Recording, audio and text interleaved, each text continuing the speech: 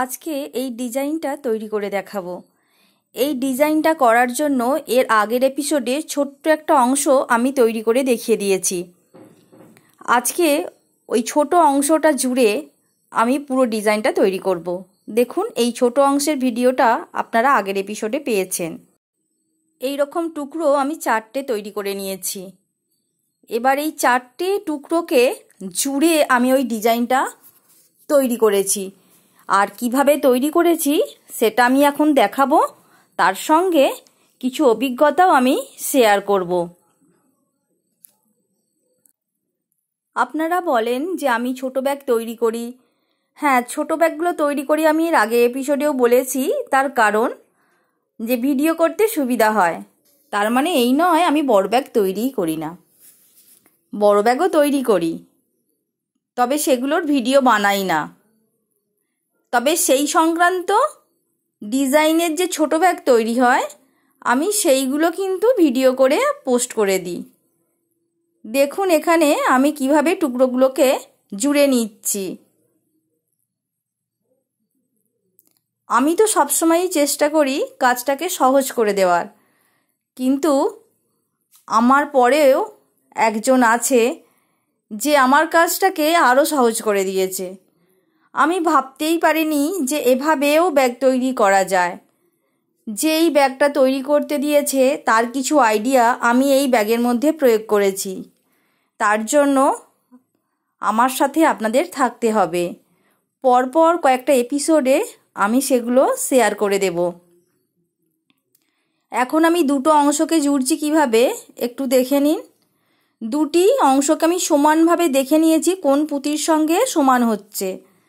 তারপর এখানে কোনো কিন্তু পুঁতি নিচ্ছি না, শুধুমাত্র সুতো দিয়ে জুড়ে দিচ্ছি। যে কোনো পুঁতিতে এলোমেলোভাবে সুতোগুলো নিচ্ছি না, যেটার সঙ্গে যেটা ম্যাচ করছে, যেখান দিয়ে সুতোটা গেলে পুঁতির মধ্যে টান পড়বে না, আমি সেখান দিয়েই সুতোগুলো নিচ্ছি। যখন আপনারা দুটো টুকরো তৈরি করে হাতে পাবেন তখন বিষয়টা বুঝে যাবেন যে কোন পুঁতির মধ্যে নিয়ে গেলে সুতোর মধ্যে টান পড়বে না।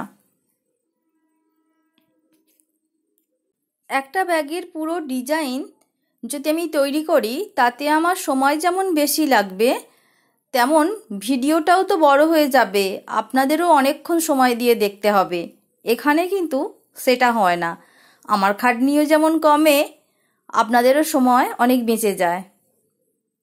পুরো ডিজাইনটা তৈরি হয়ে যাওয়ার পর যখন আপনি দেখবেন, তারপর আপনি বোঝার চেষ্টা করবেন যে যদি আমি এভাবে টুকরো টুকরো করে তৈরি না করে যদি একটা করে ফুল তৈরি করে যেভাবে আমরা ব্যাগ তৈরি করি, মানে শুরু থেকে শেষে যাই, সেভাবে যদি তৈরি করি তাহলে কি অবস্থা হবে। এখানে কিন্তু এই পদ্ধতিটাই সবথেকে সহজ ব্যাগ তৈরির জন্য, মানে এই ডিজাইনটা তৈরি করার জন্য। তাছাড়া এই কনসেপ্টটা যদি আপনাদের কাছে থেকে যায় যে এভাবে টুকরো টুকরো জুড়েও ডিজাইন তৈরি করা যায় খুব সুন্দর, তাহলে আপনারা নিজেরাও অনেক ডিজাইন তৈরি করতে পারবেন। এই দুটো অংশকে আমি জুড়ে নিয়েছি। এক্সট্রা সুতো কয়েকটা পুঁতির মধ্যে নিয়ে আমি এবার কেটে দেব।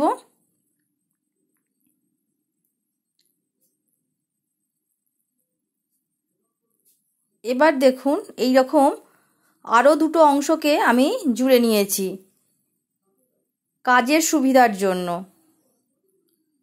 এবার আমি এই দুটো অংশকে জুড়ে ডিজাইনটা সম্পূর্ণ করব। দেখুন আমি কিভাবে জুড়ছি। দেখুন এবার ডিজাইনটা আপনারা বুঝতে পারছেন। এখানে কিন্তু নিয়মের ব্যতিক্রম নেই, নিয়ম একই রয়েছে। তাই ধাপগুলো আপনারা দেখে নিলেই আপনাদের কাজটা করতে সুবিধা হয়ে যাবে। এখানে গুরুত্বপূর্ণ হচ্ছে স্টেপগুলো দেখে নেওয়া। ব্যাগটা তৈরি করতে কিন্তু ডিজাইনে এমন কিছু কঠিন ব্যাপার নেই, এটাকে যথেষ্ট সহজ করে দেওয়া হয়েছে।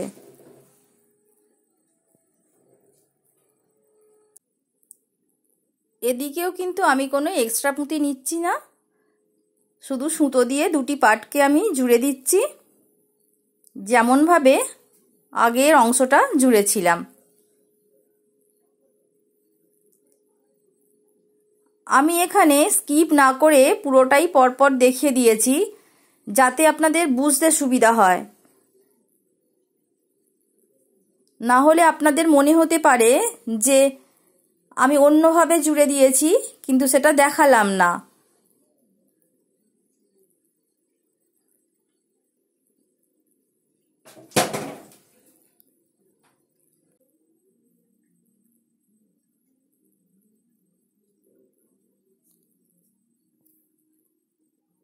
চারটে পার্টই আপনাদের দেখিয়ে দিলাম কিভাবে জুড়তে হবে।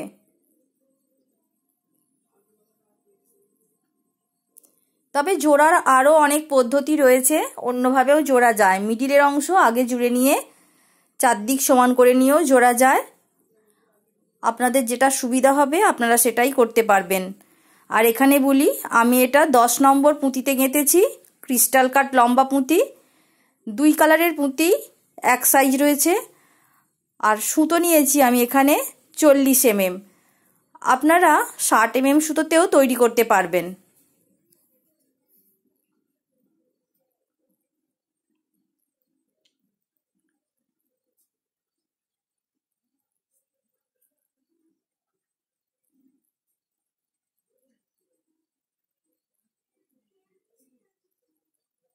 পুরো অংশই আমি জুড়ে দেখিয়ে দিচ্ছি। একটু সময় লাগছে ঠিকই, কিন্তু আপনাদের বোঝার কোনো অসুবিধা হবে না।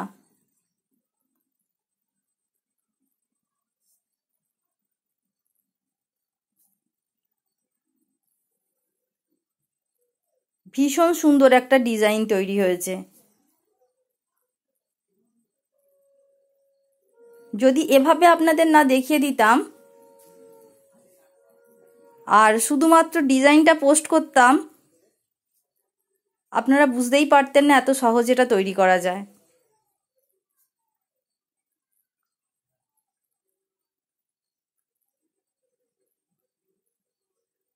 পদ্ধতি জানলে কোনো ডিজাইনই তৈরি করা কঠিন নয়।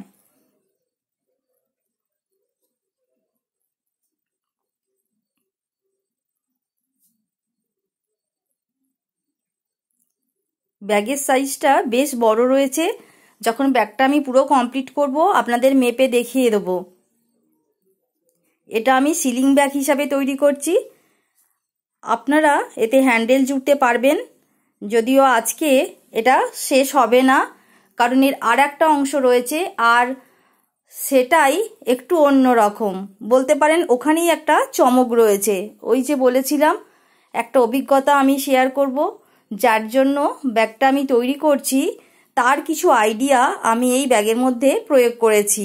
এতদিন পর্যন্ত আমি যেভাবে ব্যাগ তৈরি করতাম এটা তার থেকে সম্পূর্ণ আলাদা, তবে খরচ অনেক কম। আমি সবসময় চেষ্টা করি কম খরচে ব্যাগ তৈরি করার, তবে এমন অভিনব আইডিয়া পাবো সেটা আগে ভাবিনি। পেয়ে অনেক ভালো লাগছে, আর আমি এই ব্যাগের মধ্যে সেই আইডিয়াটা প্রয়োগ করছি। তার জন্য আপনাদেরকে নেক্সট এপিসোডে চোখ রাখতে হবে। এটা ব্যাগের একটা অংশ তৈরি হয়েছে, এটা বেশ বড় সাইজের ব্যাগ। এর আর একটা অংশ করে তবে আমি ব্যাগটা জুড়ে কমপ্লিট করব। আশা করি এই পর্যন্ত আপনাদের বুঝতে কোনো অসুবিধা হয়নি।